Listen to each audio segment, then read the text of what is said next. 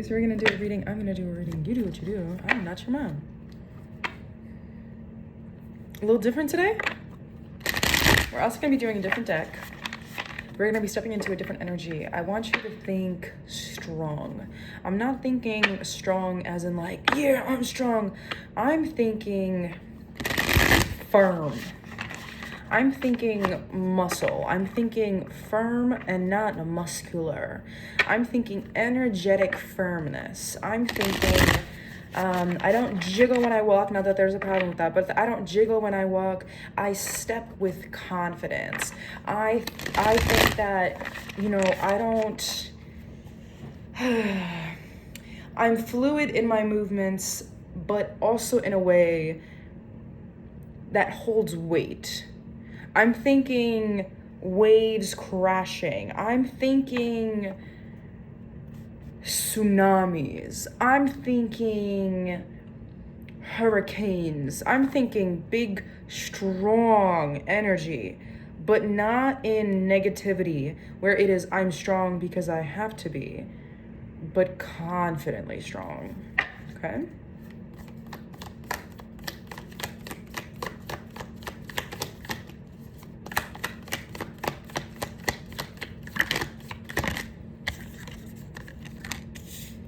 Seven of Pentacles, Three of Wands, Queen of Wands. You are nurturing the seeds, 7071. You are nurturing the seeds. Temperance reversed as grounded energy. You are nurturing the seeds. Again. I don't know. That's 2 or 3 times I said that. Take that as it resonates.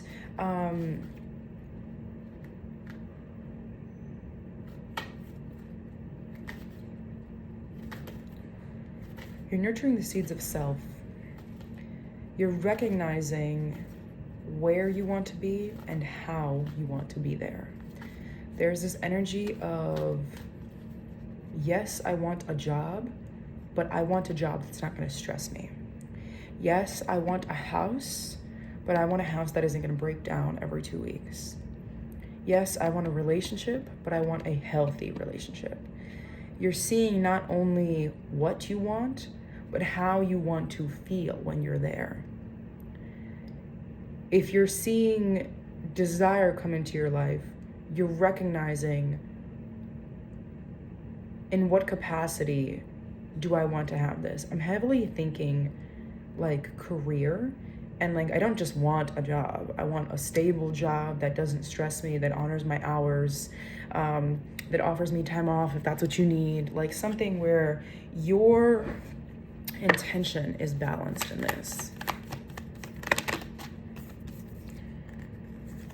You got the Emperor coming out. You got the World, Justice, and the Sun. Whoa, whoa, whoa.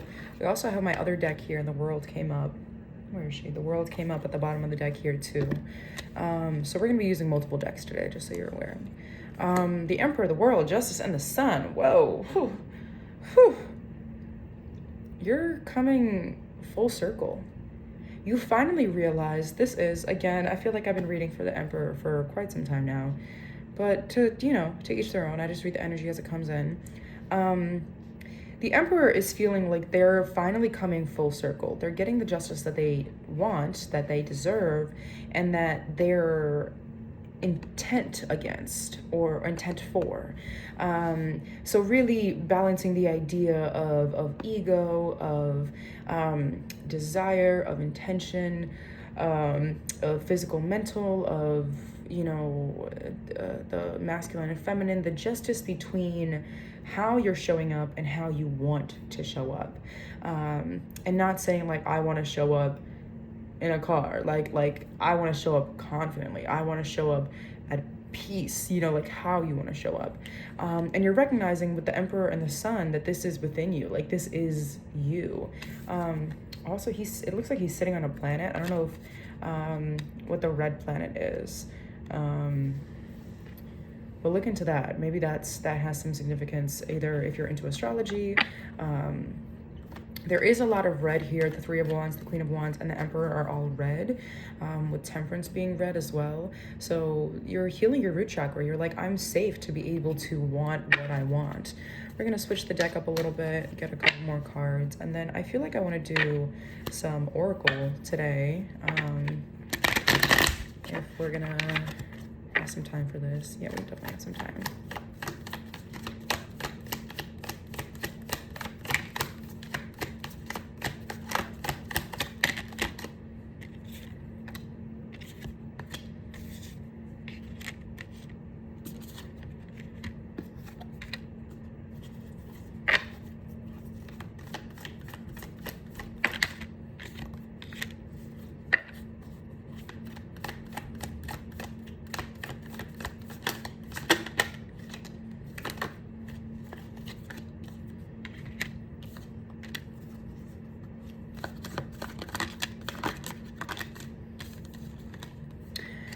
So we've got the Ace of Pentacles, the Nine of Pentacles, the Fool. You are stepping into new beginnings. You're also realizing as you're stepping into new beginnings that there's certain things that you thought you wanted for your life that you don't want for your life. You know, you're in this very fluid, confidently fluid state of mind where you're like, okay, well, I know what I want, and I will step and I will wreak havoc. My steps cause like lightning strikes every time I touch the floor. But you're also understanding the fluidity of thinking that you wanted something, and because your mindset has changed, so has your attachment or your desire for that situation. So recognizing that you can leave things behind, releasing things, scattered energy, delays, and frustrations are how you intuit whether or not a situation is for you or against you.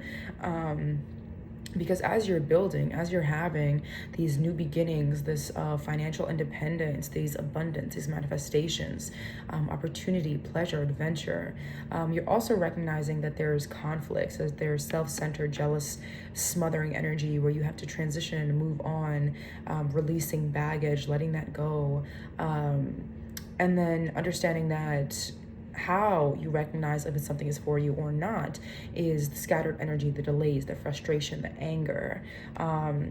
There's also this idea of, you know, indecision will be another way that indecision, avoidance, aimless drifting. We're talking about this. And with the Queen of Swords, like, you're nurturing yourself by cutting things off or removing things from your life and offering yourself the Four of Wands, which is your 1111, your wish fulfillment, your celebration, harmony, communication, homecoming, and recognizing that you are we got self-discipline. You are the person in charge of creating your own life. So if you refuse to let things go that you know don't nurture you, or I'm not saying nurture as in like, but like that don't pour into you the way that you pour into them. And I say them as in time, community, passion projects, work, whatever it is, habits, like you pour into habits, like your habits don't pour back into you. Work without reward, this idea that you have to recognize that is a denial or a delay, that you are able to see within yourself, or that you should see within yourself while you're going through this, because there is, again, indecision is huge here, because that's something that you're like resisting, you're stalling. So really, really, really trust your intuition and how it feels to you. There's very much this energy of like, it's not you, you know, right? There's this understanding that maybe there's it reflects poorly on you, or, you know, the situation or the house or the job or whatever it is, that there's a lack of alignment. But that's not the case. Just because there's something that doesn't align with you doesn't mean that it's automatically bad. It just means it doesn't align with you. Like it could align with somebody else and it could be everything. Okay, you can be the full package delivered to the wrong address, and that says nothing about you, you know? This energy of, you know, not letting your circumstances define you, but in a way that like also not defining your circumstances by who you are, because like, yeah, you're great and you create your own reality, but I can't say that you suck because you don't align with my life. No, I mean, you could be perfect for somebody else. It's just not me, you know? So that's the energy we're tapping into. We're gonna get, this is the Wild Mystic. oracle deck. This is connected with animals and animal visionary, and things of this nature. And I am going to read from the guidebook because I think the guidebook is incredible, and I think that it's really powerful to be able to read the words as they were intended to be read. And tarot I use as a tool, but oracles I use as at face value. So what do we need to know? We got the Swans, love. It did come out reversed, so just be aware of that. We're gonna pull a couple and then we're gonna go into the deck. We've got a couple minutes. Okay, anything else that we need to know?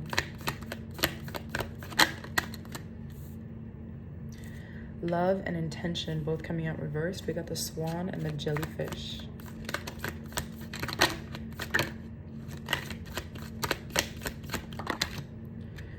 Okay, yeah. And I use these decks at the end because they very much clarify what I was saying in the tarot. They always have. I won't say that this absolutely will, but they usually do. So we've got love, intention, and instinct, which makes sense with the reading that we just did. Now let's go into the guidebook and figure out where we're at. So we've got the Swans, the Jellyfish, and the Wolf. Love. Swan. This card represents love in all forms, be it romantic, platonic, familiar, sexual, or self-love. Swans mate for life and have become symbolic of true love, commitment, and long-lasting affection. This card implies the finding of love as well as the giving of love. It is emblematic of commitment, loyalty, partnership, and faithfulness. Because it's reversed, we're looking at the shadow reading.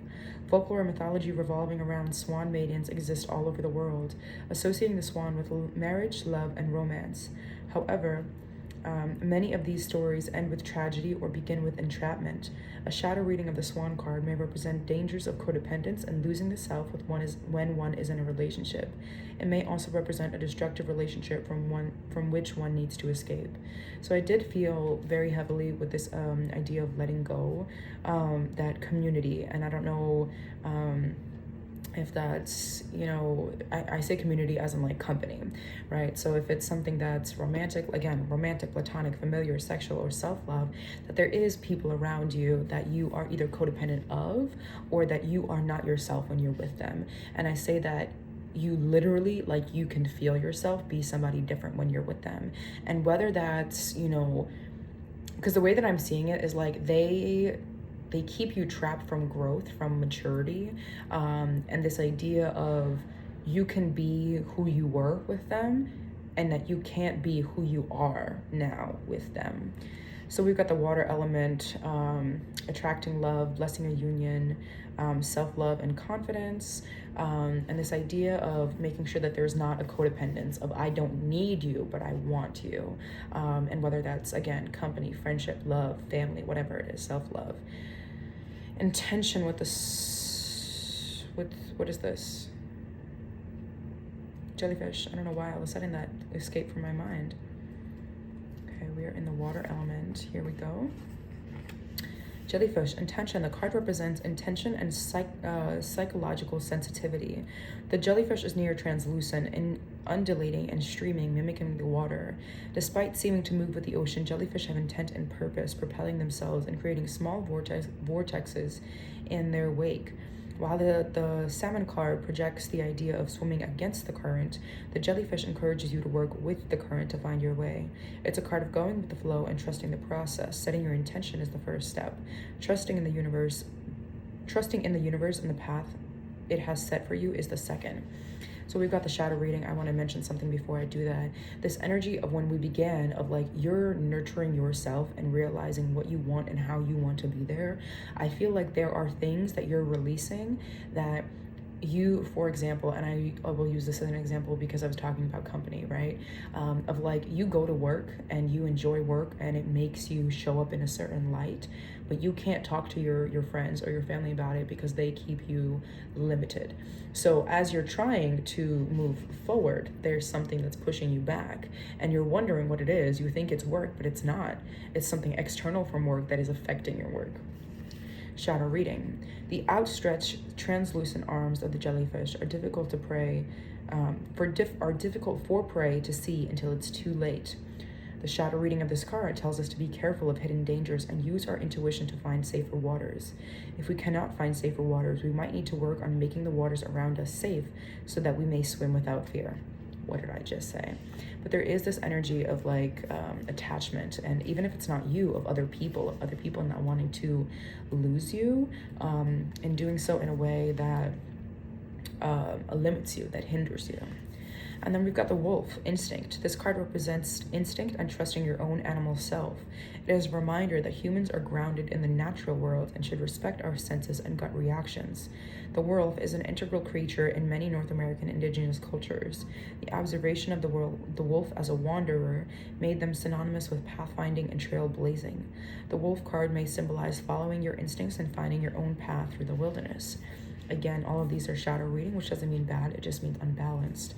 The shadow reading, the myth of Fenrir also tells us Fenrir is a Nordic, a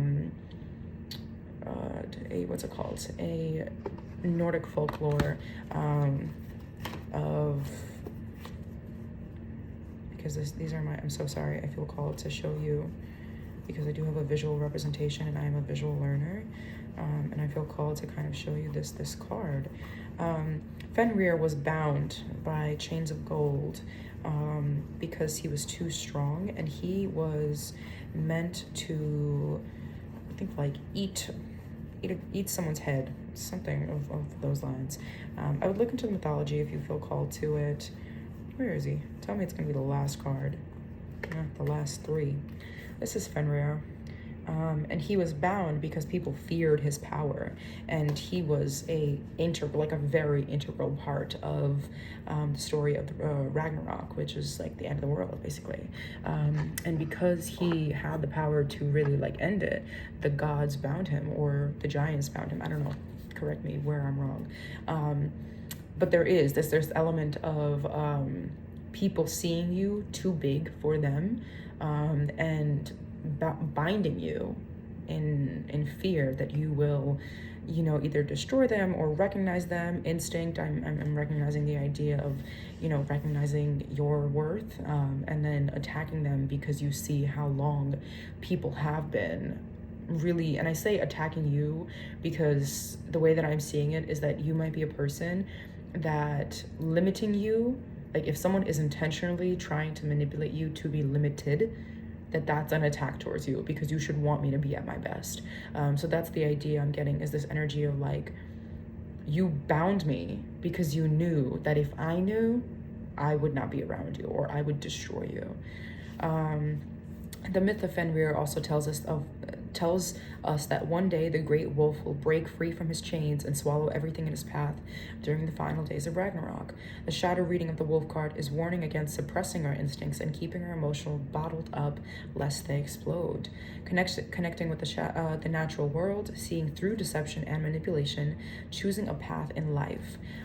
So very much intentionally live your life for what you want it to do, because it does seem like there are a lot of people that want to keep you where they want you, because should you level up to where you're meant to be, they would no longer be able to be around you, or they would no longer be able to manipulate you, or they would no longer be able to feed off you. I'm getting this very much like oh goodness, this energy of like leeches, of energy vampires, of like they need you because nobody else is going to show up like you do, and they really recognize your worth. They just don't want you to recognize it, because if you recognize it, then they can't use you for it,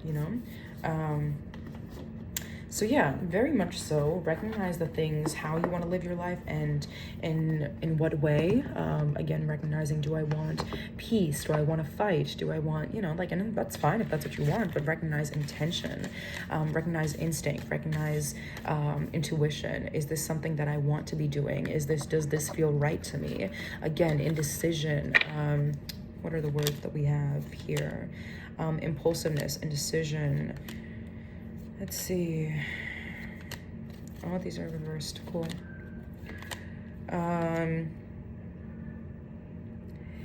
Indecision, frustration, delays, panic, greed, manipulation, disconnection.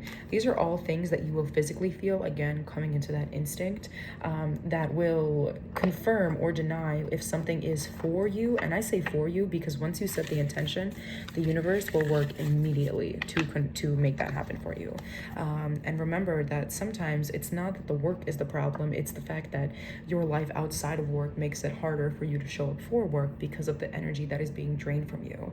I also want to very heavily say that there is no lack within your energy. So you can instantly recreate more energy, but the fact that you have to make more to make up for what you're losing when you don't have to be losing as much, I want you to pay attention to that, because you're never in lack, but there is this understanding of, why would I work harder than I have to when I'm already working hard enough to create the life that I want to live? Thanks for coming to my TED Talk.